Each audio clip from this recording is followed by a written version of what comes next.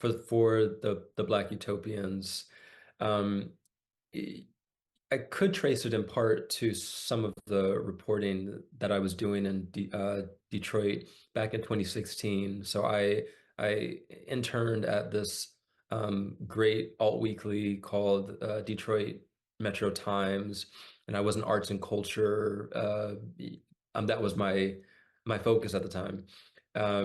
And one of the stories I wrote was about this really incredible group of essentially Afrofuturists in Detroit who came from all kinds of backgrounds. So there were activists, there were visual artists, sculptors, musicians, writers, and they had all that that summer of 2016 were all convening around this old garage in a neighborhood of Detroit called the North End, which was a historically Black neighborhood that was a real sort of cultural hotspot in the city. And they were using this garage as all kinds of things, right? They were using it as a maker space.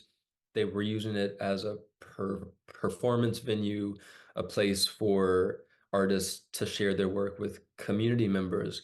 And it was so refreshing to be among these people because so often, many of the stories about Detroit that are, that circulate in the media depict it as a site of ruination, of, a site where innovation and creativity is not really the main engine. There was this idea that was popular in the late 2000s called ruin porn, right? And so there were these artists and photographers who would go to the city and take pictures of dilapidated structures, old factories, houses, etc.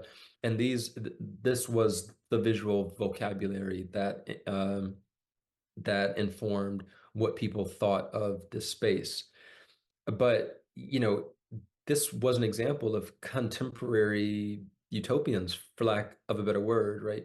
People who were trying to counter these really harmful narratives and say, no, in fact, this really, vibrant sense of life has always been here in Detroit. And that was one of the nuggets that really, I think, turned me on to this notion of Afrofuturism, of, African Americans really seeing themselves as part of the future, as innovative, creative uh, community makers. So yeah, that's one starting point of many. Albert Cleage Jr. was a prominent Black nationalist. He was born in Detroit to a pretty affluent family. His father was the first black man to be hired as a doctor by the city of Detroit. And Clegg grew up around, this very sort of bourgeois environment. He and his siblings were really a part of Black high society in Detroit.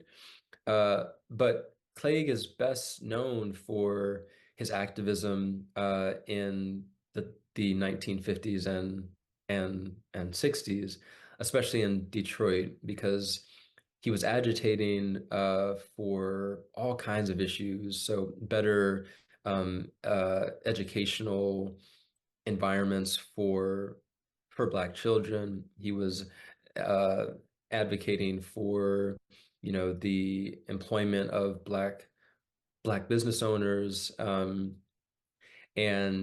around the time of the 1967 uprising in Detroit, he really became this unlikely spokesperson for Detroit's Black nationalist movement. Um, Now, keep in mind, Albert Cleage Jr. was a Christian, and so there was a period in the late 1960s where I would argue he was the best known Black nationalist pastor in the US. Um, and that's in part because the Detroit Rebellion was so it was one of the most sort of violent and destructive uprisings in the country to that point. Um, and although Clay hadn't been so well known outside of Detroit to that point, um, he was always on the radio. He was always on TV. He was writing columns that were really in support of the Black Power movement at that time. Clegg was not always a Black nationalist. For a long time, he had believed in the hopes of the civil rights movement, which in part had as its aim, a real sense of a kind of integrated, you know, nation. This vision that was espoused by Dr. King of a beloved community. But it was around 1963 or so when, Clegg saw the March on Washington. He saw what he took to be the co-opting of some of the major, civil rights groups. And he decided that there was no hope really for the future of Black America in these mainstream movements. So he began to embrace what we now know as Black separatism. Um, and it was this, Black separatist tradition that I really wanted to explore in the book.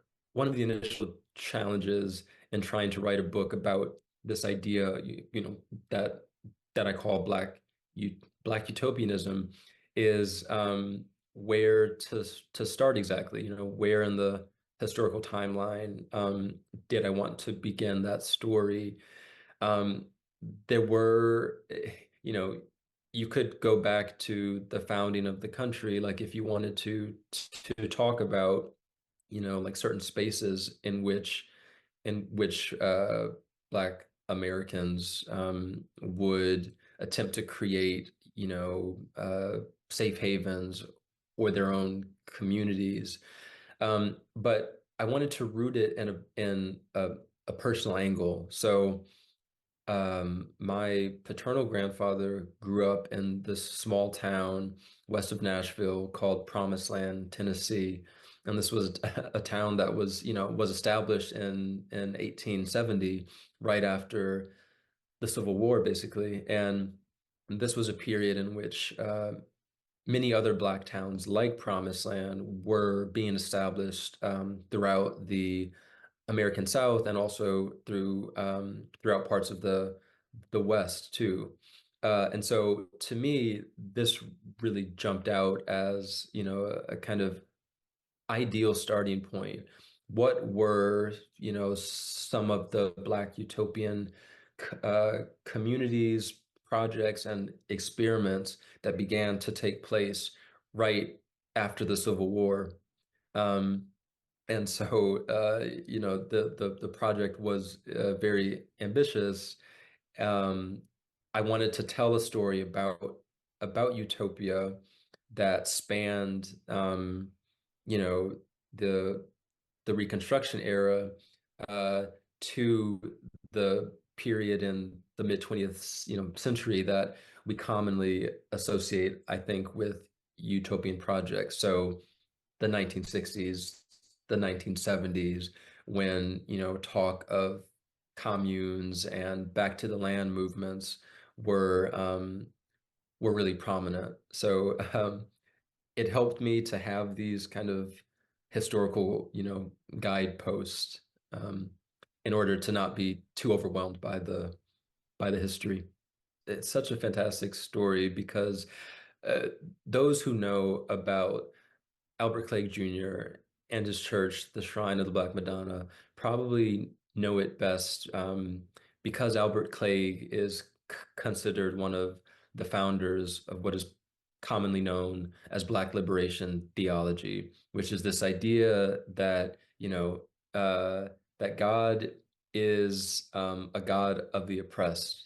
God sides with those who've been downtrodden and dispossessed. Um, and Clay published this book in 1968 called The Black Messiah, which was a compilation of some of his best known sermons, to that point. And for the next 2 years or so, he was going on national speaking tours. He was visiting, colleges and churches and talking to all kinds of organizations about his controversial religious and political views. But for many people, the story of Clay kind of drops off beginning in the early 1970s. And that's because he stopped really making these public appearances and instead focused on building out the movement that he started in his church, which he called Black Christian nationalism. And my book, in part, is about the ways that Black Christian nationalists uh, really did become this radical utopian group. They had so many projects. For example, their educational initiative that they started for their children in the early 1980s was called the Alkebulan Academy, but it was this commune that was modeled after the Israeli kibbutz. It was inspired in part uh, by Cuban liberation schools, and Soviet Union kindergartens. This was quite literally a space in the hotel that Black Christian nationalists had bought and created into a commune where the kids all lived together. They were overseen by house parents, so to speak, house mothers and house fathers, who would lead them through their day. And the idea of this commune was that children, Black children in particular, needed to be raised by one another because in so many cases their parents had been so damaged by the effects of racism, by their hard experiences in life that maybe the parents weren't really in the best position to teach their children, dignity. Maybe the kids needed to learn from each other. Uh, the Black Christian nationalists had a small group of people who gave up their full-time jobs and lived on a communal budget that the church started. And instead of working in what what they called the slave world, you had a number of people whose job it was to essentially travel throughout the country, especially the Midwest and along the East Coast, to raise money for the church. And this was something that was happening for decades. The church raised millions of dollars, and eventually in 1999, they were able to buy this huge property in South Carolina called uh, called Beulah Land, which was around 4,000 acres of Black-owned land. And to this day, the church still owns that property. I would say that Albert Cleage, he was really concerned about what we now call, food justice and food sovereignty. So it was important for him that Black communities around the country be able to feed themselves, to, provide for themselves. And within Detroit, but also outside of the city, I think, you see the sort of spread and establishment of food justice networks.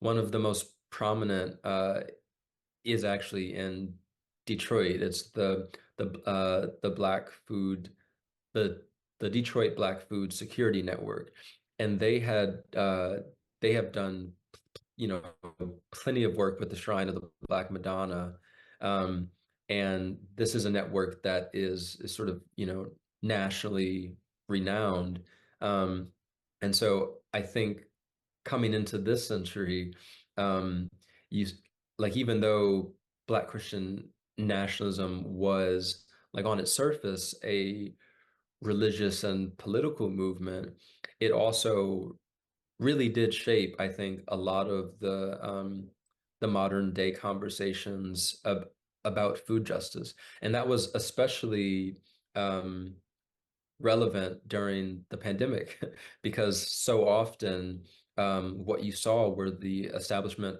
of mutual aid networks. People needed food and people needed, access to uh, all kinds of resources, right?